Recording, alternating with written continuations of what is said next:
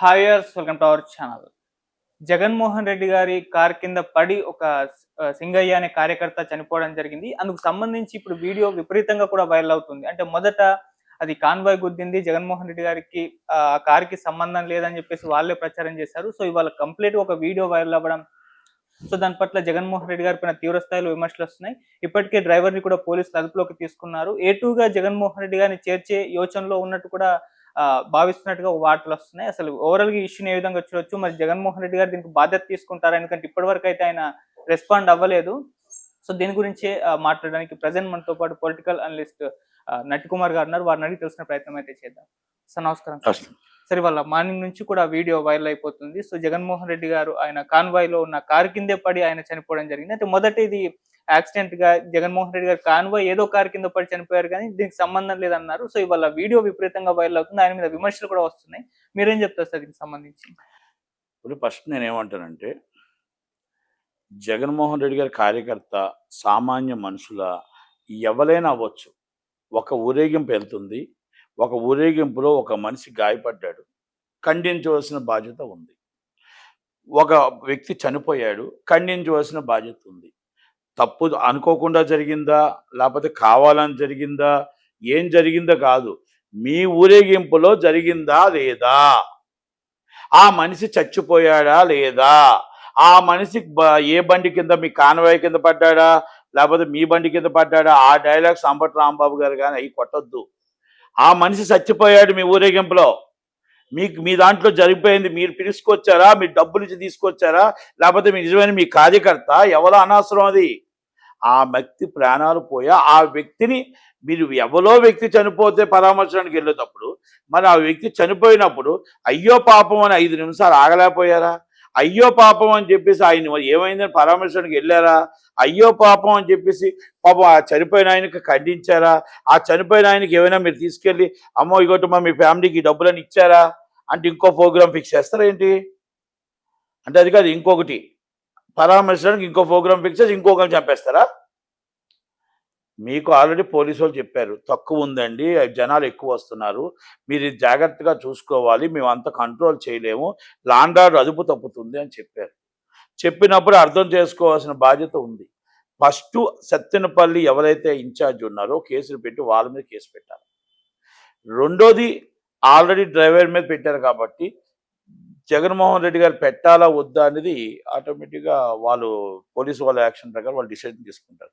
కానీ మానవత్వంతో మీరు డబ్బులు ఇచ్చి తీసుకొచ్చిన వ్యక్త, లేకపోతే మీ కార్యకర్త, లేకపోతే మిమ్మల్ని చూడటానికి వచ్చాడా పాపం, ఆయన ప్రాణం పోయింది. ఆ ప్రాణానికి విలువ ఎంత కట్టారు? ఆ ప్రాణానికి మీరు ఈరోజు దాకా స్పందించలేదు. మరి అసలు ఎంత దాకా మరి మానవత్వం మీ దాంట్లో ఉందో జగన్మోహన్ రెడ్డి గారు. ఎక్కడుంది ఈ శ్యామలక్క? ఎక్కడుంది అంబటి రాంబాబు? ఏదో చెప్తున్నాడు, ఆ సంబరాల రాంబాబు ఏదో చెప్తున్నాడు. ఏమంటాడంటే అది మా బండిలో కాదు, పక్క బండిలో వెనక. ఏమైనా రాంబాబు గారు, మీరు నిజంగా చెప్తున్నా మానవత్వం లేని మూర్ఖులు మీరు. మూర్ఖుల కంటే దారుణం. ఎందుకో తెలుసా?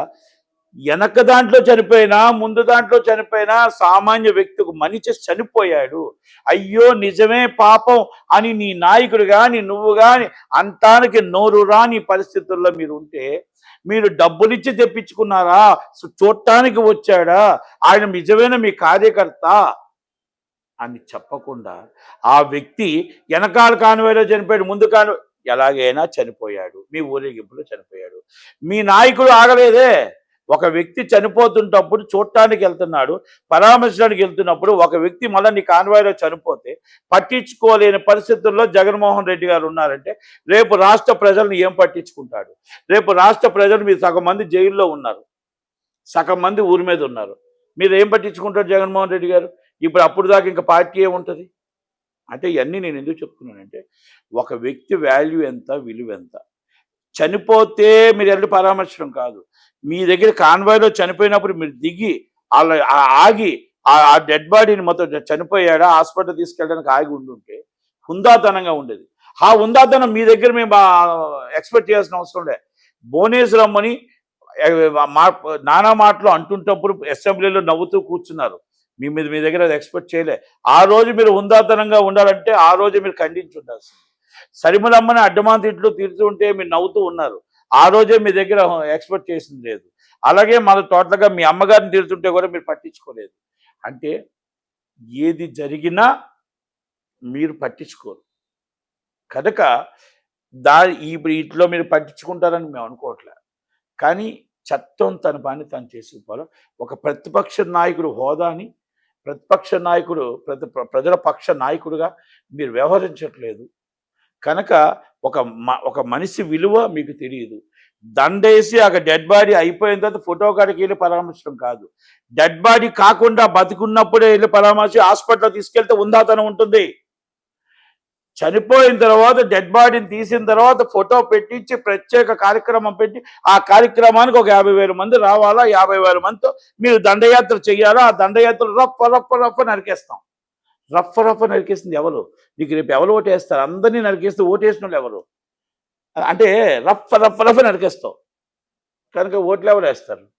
సినిమా డైలాగులు అనేది ఎంటర్టైన్మెంట్. 3 అవర్స్ చూసి ఆ ఎంటర్టైన్మెంట్ అనేది అక్కడితో వదిలియాలి అంతే తప్ప దాన్ని తీసుకొచ్చి రోడ్డు మీద రఫ్ నరికేస్తానంటే యువతల వాళ్ళకు కూడా ఉంటుంది, యువతలకు కూడా నోరు ఉంటుంది. కానీ అందుకే దయచేసి నేనేమంటున్నానంటే జగన్మోహన్ రెడ్డి గారు మీకు చనిపోయిన తర్వాత ఫోటో పెట్టి మీరు మొత్తం టోటల్గా ఒక ప్రోగ్రామ్ ఫిక్స్ చేసి దాంట్లో కూడా మనిషి చచ్చిపోతే ఇప్పుడు దాకా పట్టించుకోకపోవడం అనేది దారుణం.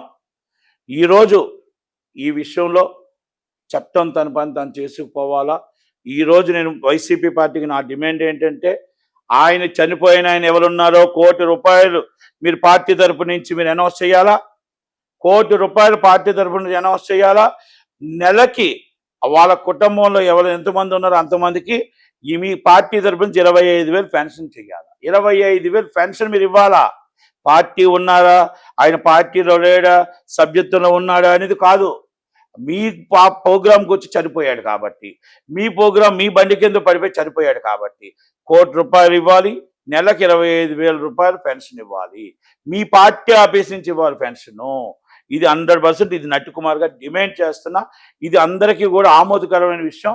దయచేసి చిత్తశుద్ధి ఉంటే, మీకు డబ్బు మీద ఆశ లేకపోతే, కార్యకర్తల మీద ప్రేమ ఉంటే, కార్యకర్తల మీద ఆశ ఉంటే, మీరు రేపు ఉదయం 29 వస్తామని అనుకుంటే, నిజమైన మీరు కార్యకర్తని ప్రేమిద్దామని అనుకుంటే మాత్రం ఎట్టి పరిస్థితుల్లో ₹1 కోటి ఇవ్వాల్సిందే, 25,000 పెన్షన్ ఇవ్వాల్సిందే. మీరు ఎక్కడో గవర్నమెంట్ సొమ్ము ఇవ్వడం కాదు, మీ పార్టీ సొమ్ము ఇవ్వాలి. అది ఇస్తారని ఇప్పిస్తారని అంబటి రాంబాబు గారు, విడుదల రజనీ గారు ఒప్పుకుంటారా, ఒప్పించి ఇప్పిస్తారా, లేకపోతే ఆ కుటుంబాన్ని అనాథలుగా వదిలేస్తారా అనేది నిర్ణయం చూద్దాం. ఇదొక ప్రమాదం. దీన్ని బలిలా చిత్రీకరిస్తున్నారు. ఇదేదో జగన్మోహన్ రెడ్డి గారికి అలవాటైన దానిలాగా చిత్రీకరిస్తున్నారు. ఇది కావాలనే జగన్మోహన్ రెడ్డి గారి వ్యక్తిత్వ హనం చేయడానికే ఈ ఇష్యూని ఇంతలా ఇచ్చేస్తున్నారని అంబటి రాంబాబు గారు కూడా ఇప్పుడే ఏమండి ఆ సంబరాల రాంబాబు ఇప్పుడు దాకా తెలుగులో చెప్పింది ఏంటి? ప్రమాదం అవ్వచ్చు, ప్రమాదం జరిగినప్పుడు ప్రమాదం ఆగి ఆ మనిషి బతికున్నాడా చచ్చిపోయాడా, ఆ మనిషిని అంబులెన్స్లో తీసుకెళ్ళండి, ఆ మనిషిని ముందు కాపాడండి, హాస్పిటల్కి మెరుగైన వైద్యం చేయించండి అని చెప్పుంటే హుందాతనంగా ఉండేది. ఓకే, ఆ వ్యక్తిని అవసరమైతే ఆయన కాన్వాయ్లో తీసుకెళ్ళడం, అప్పటికప్పుడు ఆపేయడమో చేసుంటే మనిషి ప్రాణం విలువ తెలిసేది. ఆయన లేనివాడు కాబట్టే కదా నువ్వు ఆయన చనిపోయాడో లేదో చూడకుండా వెళ్ళిపోయావు. అదే గొప్పవాడైతే, ఒక ఎక్స్ మినిస్టర్ అయితే, ఎక్స్ ఎమ్మెల్యే అయితే, ఎక్స్ డెప్యూటీసీ అయితే అలాగే వెళ్ళిపోతావా? ఒక్కసారి ఆయన వెనకాల ఉన్న నాయకులందరూ ఒక్కసారి ఆలోచించండి. ఇది అంబటి రాంబాబు గారు ఆలోచించండి. రఫ్ నరికేస్తాం. ఎవరు నరికేస్తాం? ఒక అడ్వకేట్ మన సమాజంలో ఉన్నాం కదా, ఎక్కడ వెళ్తావు? చట్టం ప్రకారం మరి జడ్జి గారు ఎందుకు రిమైండ్ చేస్తున్నారు? మీరు తప్పుడు కేసులే, మరి జడ్జి గారు చూడట్లేదా? చూసే కదా మరి హైకోర్టు ఎందుకు మీకు కేసు బెయిల్ ఇవ్వట్లేదు? అంటే కేసులో ఇన్వెస్టిగేషన్లో రిపోర్ట్లో తప్పు అని తేలుతుంది. అక్కడ దాంట్లో ప్రాథమిక సమాచారం అంటారు. ప్రాథమిక సమాచారం రిపోర్ట్ ప్రాథమిక ఇన్వెస్టిగేషన్ రిపోర్ట్లో కొంత ఆధారాలు చూపిస్తున్నారు కోర్టుకి. ఈ విషయంలో ఈయన తప్పు చేశాడు, ఈ విషయంలో ఈ తప్పు చేశాడు కనుక ఇన్వెస్టిగేషన్ మాకు అరెస్ట్ చేస్తే, ఇన్వెస్టిగేషన్ భాగంలో మాకు కస్టడీకి ఇస్తే ఆయన్ని మేము ఇంకా నిజాలు తేగలము అని కోర్టు వారికి విన్నపించుకుంటున్నారు. అది నిజమని కోర్టు వారు భావిస్తున్నారు కాబట్టే మిమ్మల్ని రిమైండ్ చేస్తున్నారు. మరి లేకపోతే బెయిల్ ఎందుకు రావాలి? మన కౌశిక్ రెడ్డికి బెయిల్ వచ్చింది కదా, మరి మీకెందుకు రావట్లేదు? లా అందరికీ ఎవరు చుట్టం కాదు, లా అందరికీ ఒకటే. చట్టం ఎవరికి చుట్టం కాదు, చట్టం అందరికీ ఒకటే. దాంట్లో సెక్షన్లు అందరూ అన్నింటికి వర్తిస్తాయి. పొలిటికల్ లీడర్ నుంచి కింద వాళ్ళ దాకా వర్తిస్తాయి కదా. మరి అవన్నీ ఎందుకు? అంబటి రాంబాబు గారు లాయర్ కదా, అంబటి రాంబాబు గారు మేధావి కదా, అంబటి రాంబాబు గారు డాన్సర్ కదా, ఆయన హీరో కదా, ఆయనకు తెలీదా? విడుదల రజనీ గారికి తెలీదా? సైబరాబాద్ మొక్క, టీడీపీ మొక్క, వైసీపీకి మినిస్టర్, ఆమెకు తెలీదా? ఆమె చెప్పిన డైలాగే, మేము చెప్పింది ఏం కాదు. అందుకనే ఏమంటున్నాం అంటే, ఎవరు ఏం చేసినా ఎలా చేసినా మానవత్వం చచ్చిపోయింది జగన్మోహన్ రెడ్డి దగ్గర. మానవత్వం మొత్తం టోటల్గా నశించిపోయింది. కనుక మానవత్వం లేదు కాబట్టి డెడ్ బాడీ మీద నుంచి పీక మీద నుంచి వెళ్ళిపోయి అవతల వాళ్ళని పరామర్శనికి వెళ్ళాడు. మానవత్వమే ఉంటే ఆగి అసలు ఆయన ఏమైంది, ఏం జరిగింది, పేరేం పేరు, ఎవరి కుటుంబం అని వెళ్ళేవాడు.